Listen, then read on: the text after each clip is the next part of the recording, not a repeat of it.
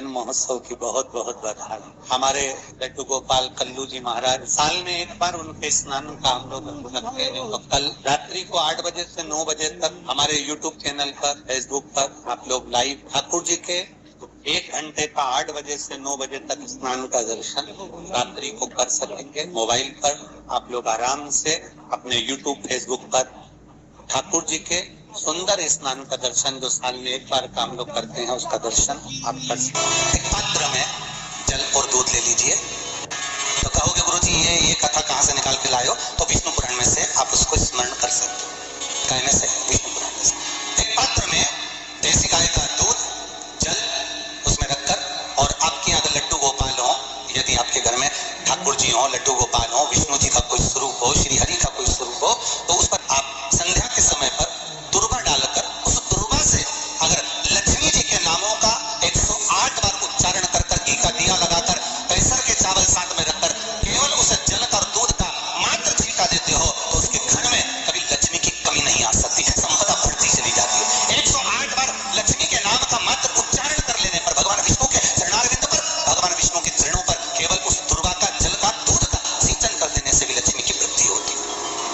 आपके घर में छोटे से ठाकुर जी हैं, आपके घर में छोटा सा कन्हैया है, और छोटे से कन्हैया जो पुराने समय का है, उसको नेत्र भी लगाने की जरूरत नहीं है, क्योंकि उसके नेत्र हैं। और मान लो तुमने इतना बड़ा कन्हैया ले लिया, तो अरे बोलो तो जम के जरा, और उसका कोई एक नेत्र कहीं गिर गया, एक नेत्र कहीं चले गया, तो फिर दूसरा नेत्र लगाना पड़ेगा कि नहीं लगाना पड़ेगा? और अगर एक नेत्र पर रखोगे तो अच्छा लगेंगे कि ठाकुर जी? नहीं। तो नेत्र होना, जितनी बड़ी मूर्ति होती है, जितना बड़ा स्वरूप होता है, जितना बड़ा शिवलिंग होता है, जितनी बड़ी मूर्ति की स्थापना होती है, उतनी उसमें सेवा की और भाव की जरूरत पड़ती है। भगवान विष्णु ने जाते हुए शिव बाबा को देखा। शंकर भगवान से, भगवान नारायण ने कहा आप कुछ कहेंगे नहीं? भगवान शंकर कहते हैं नारायण चिंता मत करो, ये बद्रिकाश्रम में जो आएगा चने की दाल चढ़ा कर जाएगा, चने की दाल को मंदिर के पीछे बैठकर ओम नमः शिवाय बोलकर जो नारायण को समर्पित करेगा, उसके मनवांचित फल को मैं 3 महीने में पूरा कर दूंगा, उसके मन की कामना को मैं 3 माह में पूर्ण कर दूंगा। आज भी नियम है, चने की दाल को लेकर जाते हैं, बद्रिकाश्रम के मंदिर के पीछे बैठकर चने की दाल को लेकर ओम नमः शिवाय का जाप करते हैं। 7 बार ओम नमः शिवाय बोलकर चने की दाल वापस घूमकर भगवान विष्णु को समर्पित करी जाती है, तो 3 महीने में मनोकामना पूरी हो जाती है। भगवान की मूर्ति जितनी छोटी होगी उतना सुख देती है, जितनी बड़ी हो जाएगी उतने लाड़ की जरूरत पड़ जाएगी, उतने लाड़ की जरूरत।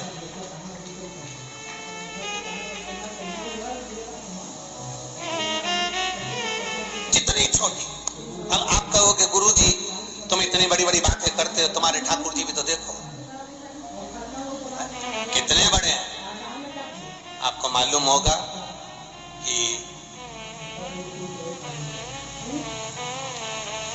इंदौर में कथा थी, बहुत साल पहले, 20-1 साल पहले की बात होगी, 20-22 साल के पहले की। इंदौर के सेठ जिनके पास में ठाकुर जी थे, और उनके कोई गुरुजी, अब गुरुजी तो गुरुजी होते हैं, उन्होंने कह दिया इतनी बड़ी मूर्ति घर में नहीं होना चाहिए।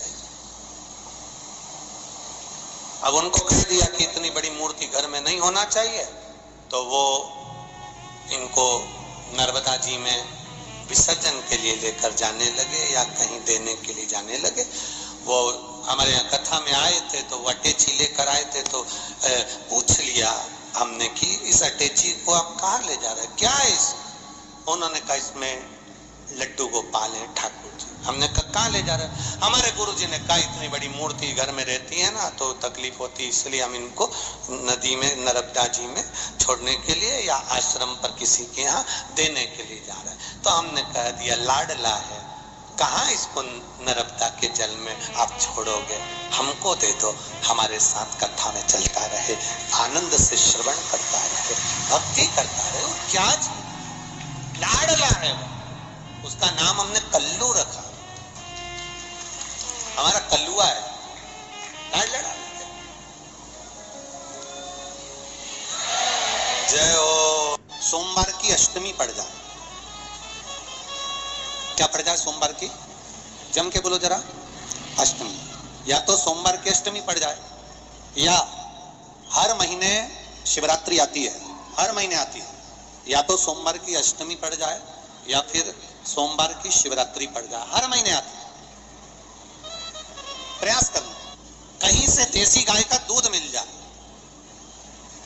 थोड़ा सा दूध देसी गाय का मिल जाए, थोड़ा सा देसी गाय का थोड़ा सा दूध अगर प्राप्त हो जाए, बेलपत्री के पत्ते से दूध कटोरी में लेकर, मात्र बेलपत्री के पत्ते से एक एक बूंद, अगर दूध आप एक बूंद अगर ज्यादा ना मिला हो, एक चम्मच भी अगर आपको दूध देसी गाय का मिल गया हो, और सोमवार की अष्टमी पड़ जाए या सोमवार की, जम के बोलो, शिवरात्रि पड़ जाए, उसमें केवल अगर देसी गाय का दूध मिल जाए, जर्सी गाय का नहीं हो, देसी गाय का अगर दूध मिल जाए, बेलपत्री के पत्ते से, तुम्हारे घर के अंदर अगर शिवलिंग है या मंदिर में शिवलिंग है या तुम्हारे नजदीक में कोई शिवलिंग है, उस पर बूंद बूंद, एक एक बूंद अगर शिवलिंग पर दूध समर्पित कर रहे हो, श्री शिवाय नमस्तुभ्यम, नमः शिवाय, या षडाक्षर मंत्र ओम नमः शिवाय, या 33 अक्षर का मंत्र महामृत्युंजय मंत्र, इसका स्मरण कर कर शिव जी पर देसी गाय का दूध समर्पित कर कर इस बेलपत्री को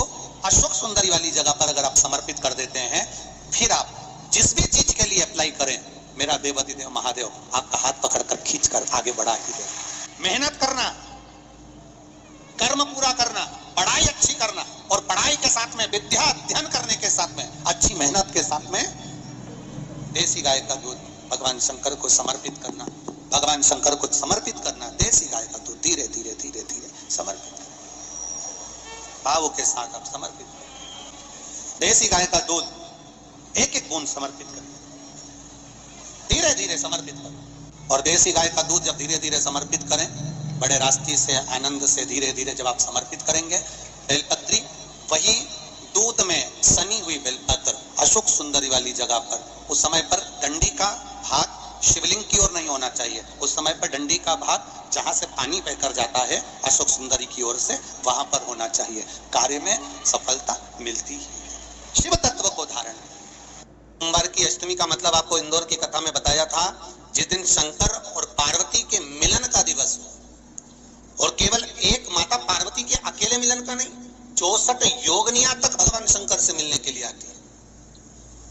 पीला चंदन लगा लेना। कितना लगाना है? बीच वाला जो पत्ता है उस पर पीला चंदन। जब आपको लगे कि मेरा जीवन बहुत कष्टमय है, अब ये रोग, अब ये कष्ट दूर ही नहीं हो रहा, अब ये आए दिन तकलीफ पर तकलीफ बढ़ती जा रही है, आए दिन रोग बीमारी, पैसा घर में बच नहीं रहा, बहुत कष्टमय जीवन है, इसमें लगाओ पीला चंदन बेलपत्री की बीच पत्ती महाराज। पत्ती पर जब चंदन लग जाए, लगने के बाद में ये दोनों पत्ती पर लाल चंदन लगा लीजिए। इन दोनों पत्ती के बीच में जो डंडी का भाग होता है, आपको कहा था, आपको स्मरण में होगा शायद, हमने जब बेलपत्री की महत्वता बताई थी तो उस बेलपत्री की महत्वता में कहा था ब्रह्मा विष्णु महेश ये 3 हैं, बोला था। बीच में ये बड़ी पत्ती से लेकर जो 2 पत्तियां होती हैं, इनके बीच में जो जगह बचती है, इसमें माँ पार्वती के 64 योगनिया, माँ पार्वती अपनी पूर्ण सिद्धि के साथ में जितनी भी देवी के स्वरूप हैं, वो माता 64 योगनिया देवी के स्वरूप में यहाँ पर विराजमान होती हैं।